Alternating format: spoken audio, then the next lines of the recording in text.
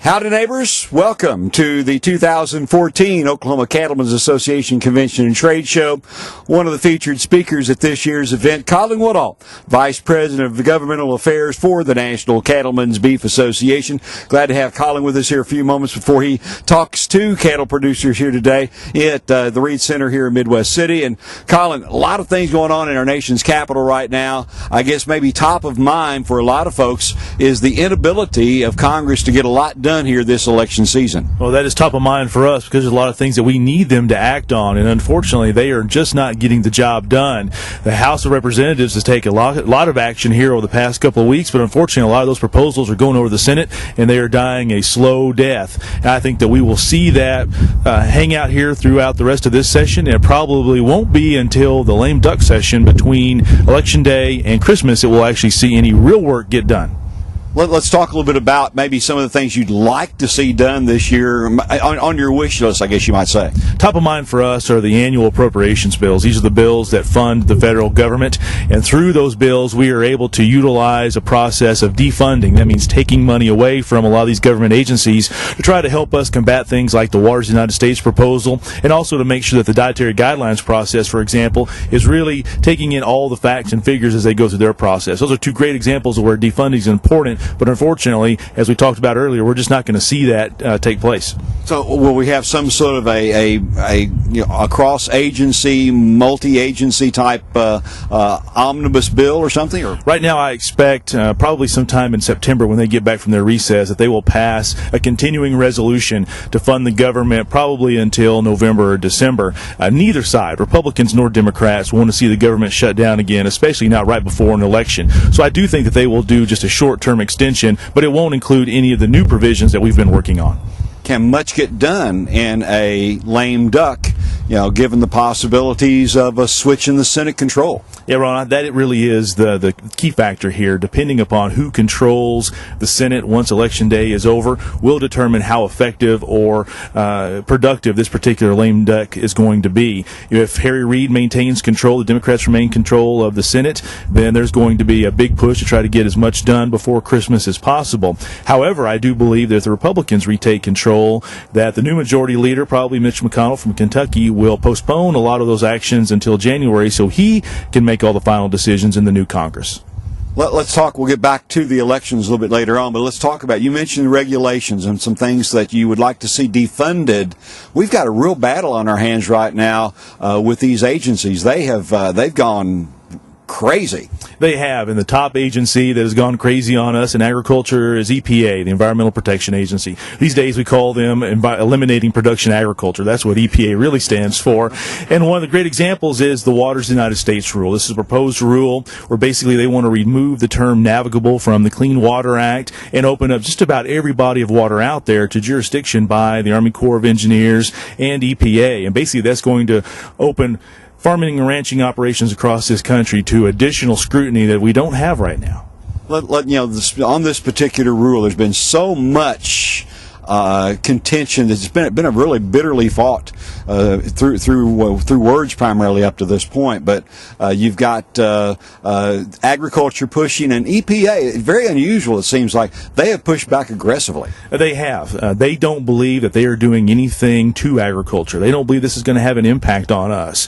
That is what they are going around telling producers as they have different meetings around the country. But unfortunately, it's not what the administrator says that actually matters. It's what the words on paper say that matter, especially when you look at implementation and, more importantly, enforcement of this rule. So that is why we have engaged, because as we read it, we see many opportunities for EPA to assert their jurisdiction on farms and ranches and basically just add another layer of bureaucracy and scrutiny to cattle operations. I've had more than one cattle producer tell me that the words from Gina McCarthy from your spring cattle industry conference, your legislative fly-in, that she said, in effect, we're going to allow you to farm and ranch. That didn't sit well. No, it didn't sit well at all. These ranchers and farmers have been on their family operations for generations, and to have a bureaucrat come out and say that the government's going to allow them to stay really doesn't sit well with anybody. And so I don't think that the administrator helped herself in making that comment to our members, and I think that really just emboldened our fight as we continue to push back against this WOTUS proposal.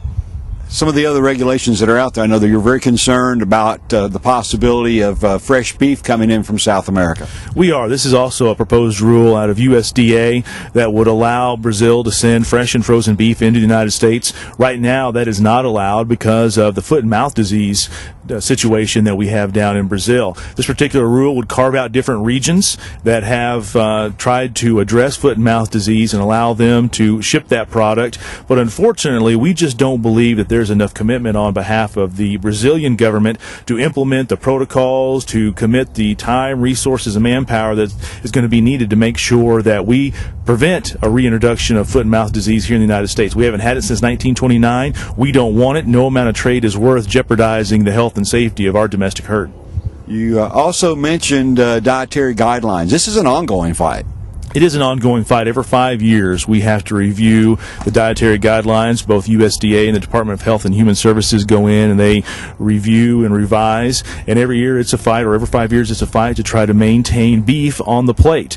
We know that lean beef has a place in a daily diet of Americans, and we want to make sure that we keep that in place. But when it is an open process like this, you have multiple activist groups that come out and want to paint beef in not a very flattering light. And so it's up to us to make sure that we counter them word for word on the true nutritional value of beef and to make sure that we can stay on the plate, because if we are not a part of those dietary guidelines, it means that we're not a part of any of the federal food programs or school lunch programs.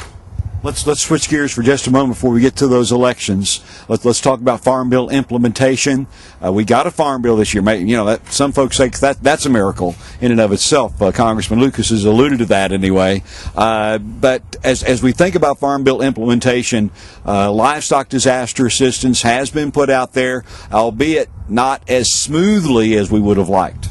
You know, the good thing is that was the first program that was put out. So we give credit to Secretary Vilsack for making the commitment to get those resources to producers who needed them as quickly as possible. And we've had a lot of producers around the country who have received some pretty substantial checks from USDA. And I think that is going to help a lot of folks as they continue to deal with drought and the effects of drought from years past. But to your point, Ron, you're exactly right. It has not been a smooth rollout. There's been a lot of interpretation problems between the headquarters office in Washington, D.C. and a lot of the county FSA offices, which has required producers to come back time and time again to try to get their paperwork taken care of. There have been some software issues. There's just been a lot of issues that have made this harder than it was meant to be. And this is the program that had just been interrupted. I mean, it had been in place 2 years ago. Why? I mean, was this a surprise?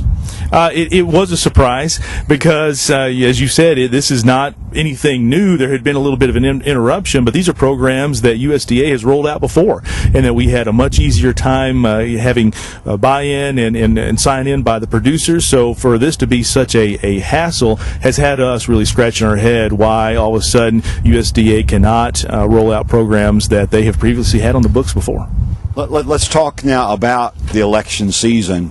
I know sometimes I've heard you use the term silly season. It is a silly season in Washington, D.C., always when you're heading up towards an election, especially one as big as the one we have this year, because this midterm election truly will determine just how effective President Obama is in the last 2 years of his administration. If the Senate is maintained by the Democrats, I think that definitely helps him in what he's trying to do and with his agenda. But if the Republicans take control, that's really going to hamper his efforts. As we look at a lot of the concerns that we have, things like the Waters of the United States rule, dietary guidelines, etc., we think that a Republican-controlled Senate is probably going to be better for cattle producers. And that is why we have really engaged to try to find some candidates that can help turn that tide. For our cattle producers watching today, what's the message that you want to give them regarding these elections? Just, you know, what do they need to be doing to be in the process? Well, first of all, put November 4th on your calendar. Everybody has to show up on Election Day. November 4th is the day. And if you can't make it, make sure that you check with your local jurisdiction to find out about absentee or early voting. It's your right to vote. So every producer needs to get out there, and whether we're voting for a local county councilman or whether we're doing the United States Senate, you've got to get out and make your voice heard. And more importantly, make sure you know who these candidates are. Do a little research. Don't be an uninformed voter. Make sure you know what these candidates stand for and what they mean, because their actions will have a direct impact on our ability as producers to stay on the land. And most certainly, who, as you mentioned, who controls the Senate will dictate how nicely the president plays over the last 2 years of his administration. It will, and they understand that we are a formidable force when it comes to fighting different proposals. You look at the EPA dust proposal, you look at the proposal from the Department of Labor to restrict kids working on farms and ranches. We've had a lot of success in pushing back on some of these crazy proposals. In order to continue that success, we need a little help from the Senate.